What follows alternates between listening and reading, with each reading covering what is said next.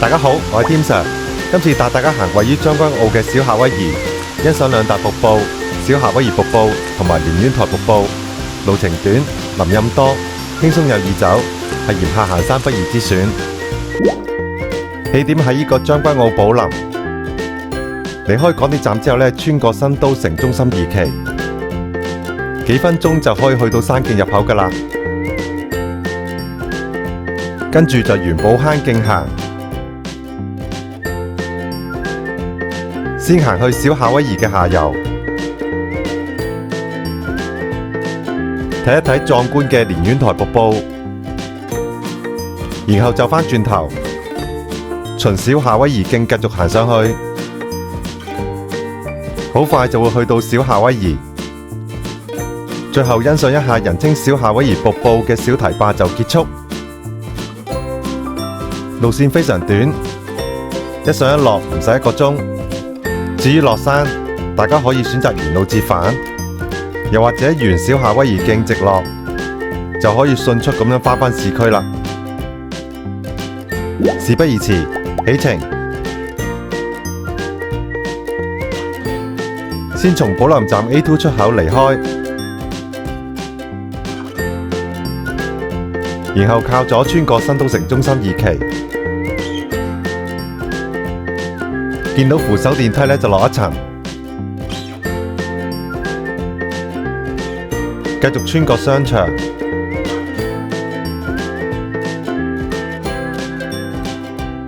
喺盡頭再搭扶手電梯落到地下，並離開商場，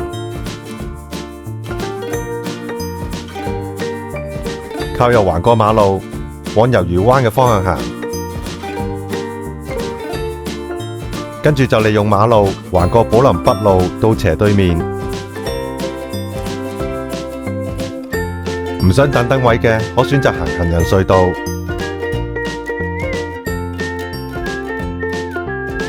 將軍澳係一個好多迴旋處同行人隧道嘅新市鎮。非本區嘅居民好易迷路，唔熟路嘅都係行返馬路比較簡單。行到斜對面之後，向前行約200米左右，沿路呢都仲係行人路嚟㗎，但係好快呢就會踏上山徑㗎喇。留意右手邊，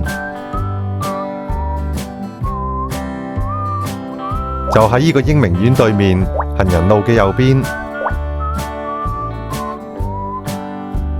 就可以揾到一條山徑上山。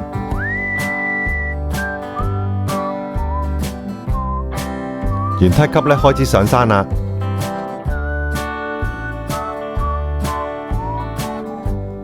呢條路呢，可通往科技大學、鷓鴣山、井欄樹同埋翠林村一帶。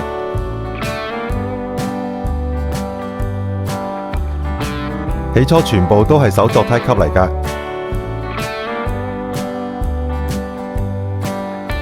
都係多年嚟由街坊搭建嘅，令到整條山徑呢好行好多。平坦嘅路呢好少嘅啫，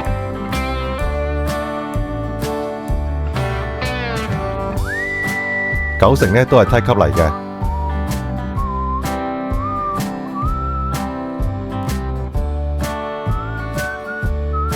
可以話係一條小天梯。亦都算係全程最難嘅路段嚟㗎啦。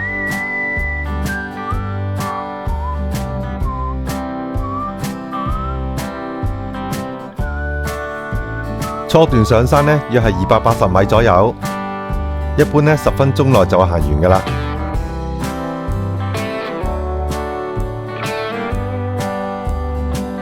跟住就嚟到第一個十字路口，左右兩邊都係寶坑徑。轉右係往科技大學，直上係登上鷓鴣山，轉左係往井欄樹，同樣係往小夏威夷。於是轉左，山徑轉為平緩一啲嘅環山徑，亦都係一條官徑嚟嘅。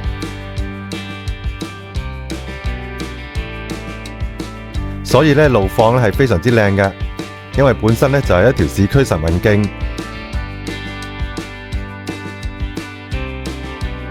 不僅係上午或者下午，喺路上都會遇到有行山人士㗎。將軍澳三面環山，呢一度呢只係居民後花園嘅冰山一角。呢一段呢上落唔多，即使有梯級呢都係好寬闊嘅，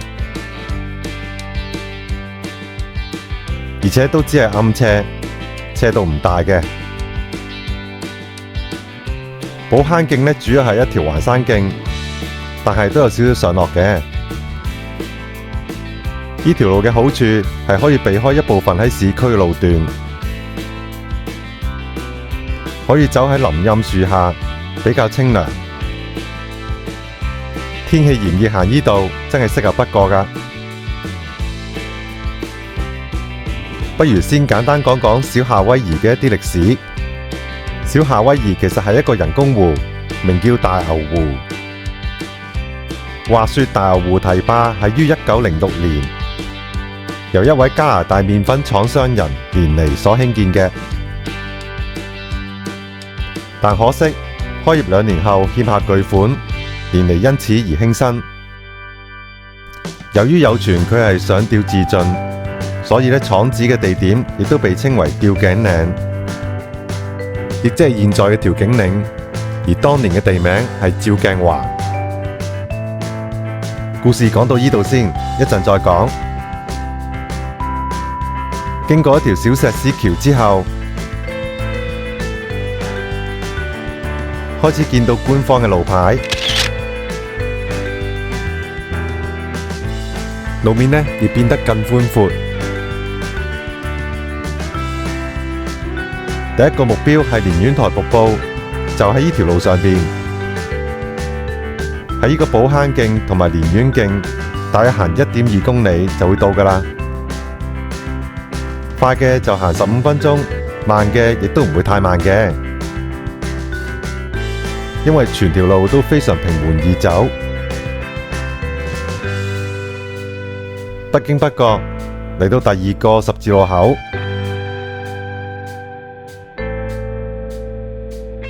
我哋直行往澳頭嘅方向。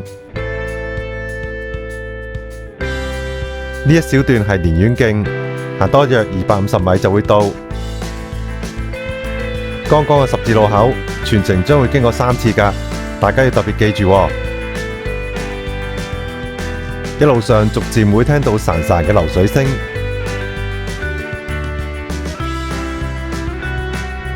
聲勢越嚟越澎湃，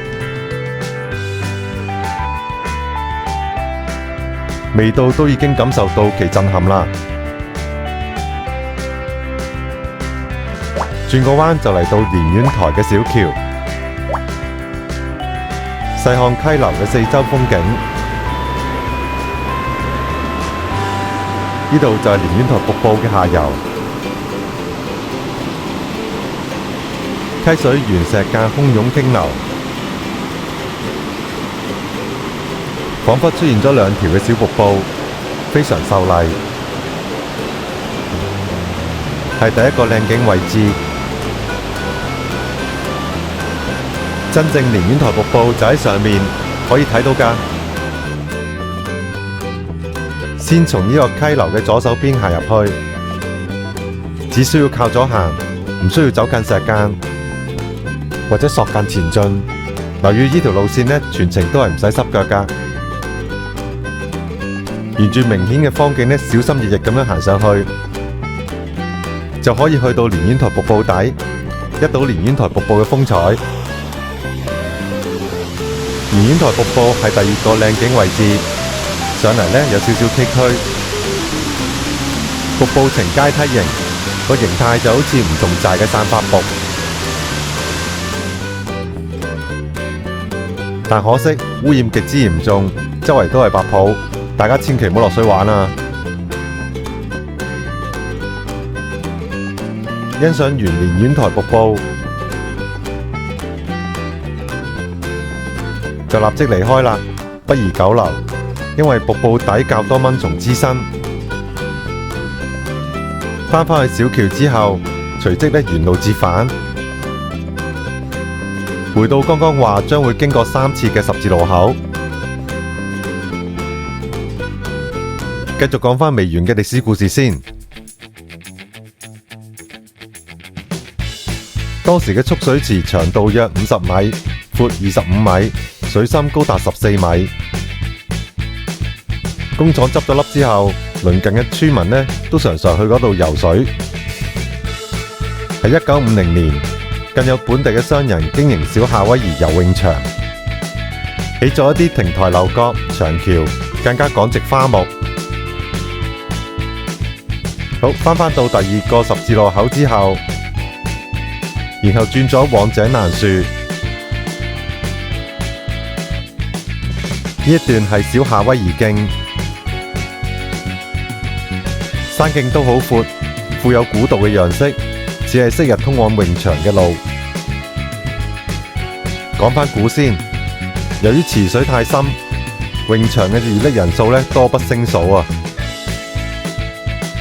所以大牛湖又名叫死人湖、猛鬼湖，都係一啲非常淒厲嘅名字。今天就只遺下堤壩嘅殘跡，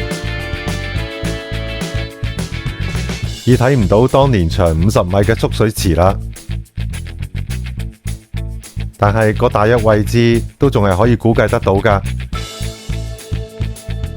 能夠放得落50米嘅蓄水池，就只有溪流嘅位置。小夏威夷嘅名字係由經營泳場嘅商人命名嘅，因為太平洋戰爭，多人認識咗夏威夷呢個勝地，商人亦都乘機用嚟吸引泳客。小夏威夷呢個名亦都沿用至今。由十字路口行幾分鐘，就已經可以見到小夏威夷嘅溪流。先靠咗搵一條方徑落溪旁，喺彷彿溪流嘅盡頭攀上大石上面，可以眺望到整個寶林。呢一度就係小夏威夷最開揚嘅位置，下面就係真正嘅小夏威夷瀑布。所以攀爬嘅時候要分外小心啊，因為身處嘅位置係崖頂。返去主徑，就會見到清平橋，橋邊可以揾到2張疑似係昔日泳場嘅亭台樓閣。沿住呢個小夏威夷嘅溪流向上行，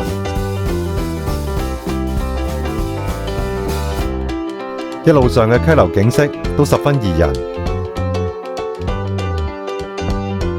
直行冇耐，就會見到小夏威夷嘅小堤壩。好多人都以為呢一度就係小夏威夷瀑布嘅位置，不過又真係幾靚㗎，真真假假，唔使咁介意嘅。只要走到落一啲嘅位置，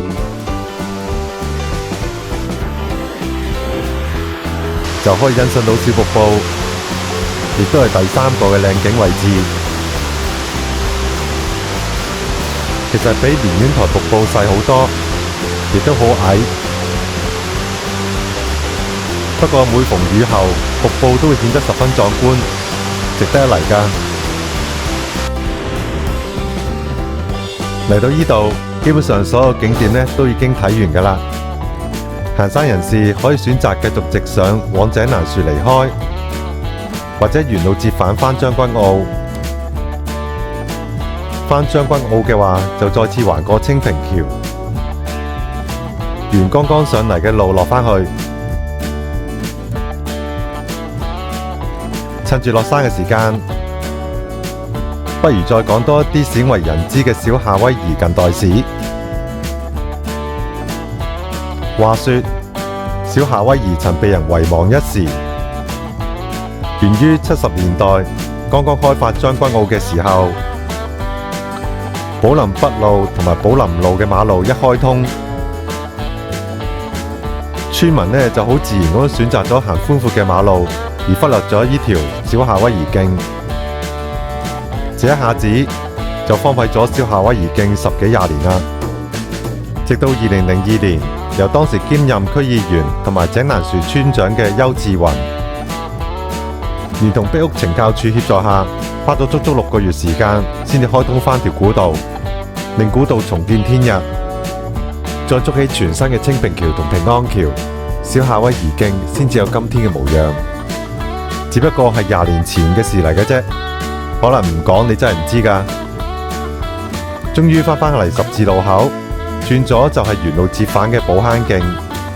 今次直行循呢個綠色欄杆落山，可以好快咁樣翻落市區，但係就唔近港鐵站嘅。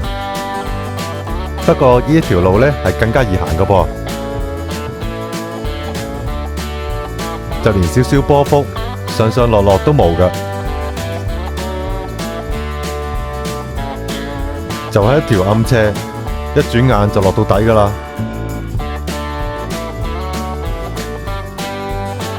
當接上呢個石屎路，亦都嚟到小夏威夷徑嘅起點。落山嘅方向好簡單嘅啫，只要跟住路牌嘅指示行就得。落幾級就會見到平安橋，直行就係將軍澳村，下面嘅就係小夏威夷嘅最下游。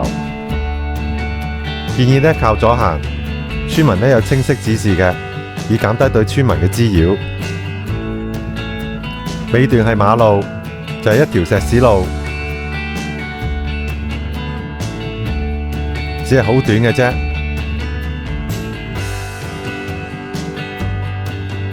先喺第一個迴旋處呢靠右，再喺第二個迴旋處靠左行往寶康路，就正式咁樣進入咗市區啦。行山人士可以喺附近搭小巴或者巴士離開，又或者徒步到港鐵站都得。